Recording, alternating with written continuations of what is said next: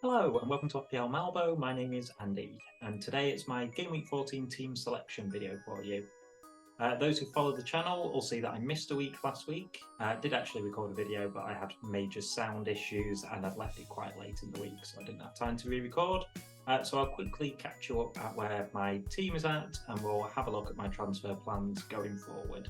As always, if you're enjoying the content, it's much appreciated if you subscribe and give the video a like. But I'll stop waffling now and we'll jump straight into it.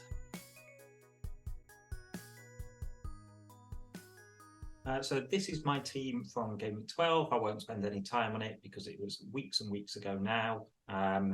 But it was a green arrow for me, very, very small green arrow. I think I was about 240k and I went up to 221k. I ummed and ahed over the captaincy between Salah and Haaland, and it made precisely no difference with both of them getting 16 points. Salah was the one that captained in the end. Pedro Porro is on all free kicks at the moment for Tottenham, which I think makes him a really, really nice asset, even though the defence is looking quite weak.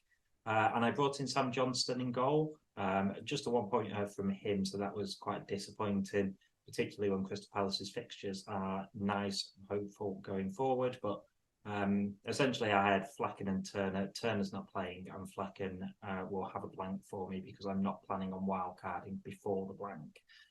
So that was why I made that change. 78 points, a okay week for me, slight green arrow. And now, Game Week 13, a week that was a little bit of a disaster and yet still a green arrow, if that makes sense. So I think to manage to get a green arrow where you've got 6 players who score 0 points and 3 players who score 1 point is quite remarkable. I mean, for a start, it was quite a low-scoring week, but Bowen and Matoma, I ended up bringing in Branthwaite as my defensive change for Botman. Bowen and Matoma, I was hopeful at least one of them would play. The news coming from the camps were essentially the same. Like, we'll see later on, they're both possibly in contention, but they might be out. Now, neither of them did play, and the midfielder that I wanted in place of them, and the change I was planning on doing anyway, really, was originally Mbeumo for Matoma for the next sort of 4 or 5 games, which are really nice for Brentford. Brentford had Arsenal anyway this week. Matoma actually only got, Mbeumo only got 2 points, but also I didn't have enough money to do it, so I needed to save money somewhere else. I have Botman sat on my bench who hasn't played for about 5 game weeks, and every time we hear an update on him, it's really sort of sketchy. It wouldn't surprise me if he played in 2 weeks or it was another 4 months. Like every time we just seem to hear sort of he's getting better, but he's not quite there yet, sort of thing. So yeah, it seemed an obvious place to downgrade without taking out a player which I potentially thought could play this week. So Branthwaite wasn't really expecting any points. United were. I watched the first half of that game, and Everton had so many chances, but it sounds like United pulled away second half. 1 point wasn't the end of the world, really, but to have to play Branthwaite and Bayer, it shows a real lack of depth in my team at the moment. But the players who did score, Pedro Porro, another assist. He's a really nice option. Saka, Gordon, and Salah. Gordon was the real standout, but all of them returning is nice. Gordon's been superb since I brought him in. Harvey Barnes, I think, is close to fitness, so I think he will miss matches over the next sort of 5 or 6. But I think he'll get enough minutes that he's well worth it at a very cheap price. So delighted to have him.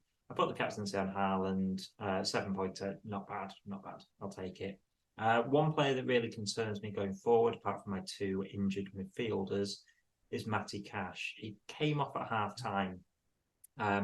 He wasn't involved at all. He actually started on the right wing, which is nice in theory, but only if he's getting involved. And Villa were much better in the second half with him off the pitch. Conte also played well at right back. I think he's genuinely a rotation risk.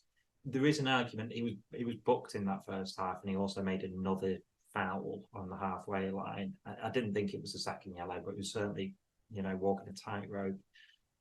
So yeah, there's an argument he was just taken off because he was a red card risk, but the fact that Villa were so much better with him off the pitch makes me think that, yeah, he's definitely a rotation risk. Plus, Villa's fixtures aren't very nice over the next few, and he's not the cheapest defender, so he's one very much on the chopping block. Mitoma and Bowen, I'm actually recording this video whilst both teams are playing in Europe. Bowen hasn't travelled with West Ham, and Mitoma is playing for Brighton. Now, the player I prefer to get rid of out of the two is Mitoma, but unless I get absolute clarification that Bowen is going to be back, unless Moyes says after the game, yes, he's definitely going to be in the squad, he's trained, he's fit, we just didn't want to risk him for this game. It's going to have to be Bowen, I think, that will go for me, for Mbeumo, and that does leave me a little bit of extra money. Is a whole million more than Mitoma is. I think the glaring weakness in my squad is no Arsenal defender. They're the best defence in the league.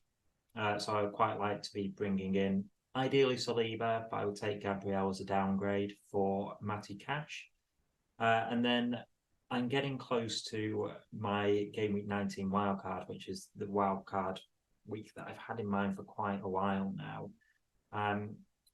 To do that, I'd quite like to go into that game with 2 transfers so that I can get rid of Haaland and get rid of Mbeumo in Game Week 18 for their blank. And I can just bring in the 2 best options for that week, Son and Watkins possibly, or Isak, someone like that, because money's really it's no consideration when you're selling Haaland. And then I would wildcard in 19 and just bring them back in. That would just leave me with Julian Alvarez, who has also been a little off the boil for City in the last few game weeks.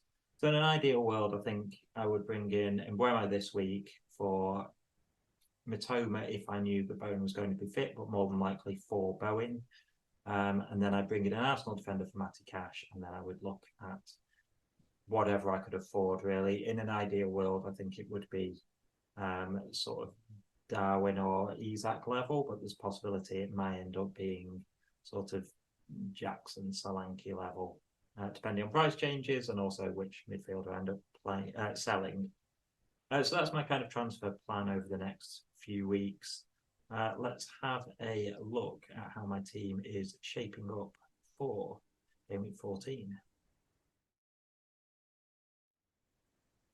So this is how my team is looking for Game Week 14. Like I said, I'm probably going to bring Mbeumo in. It just depends on who I end up bringing him in for.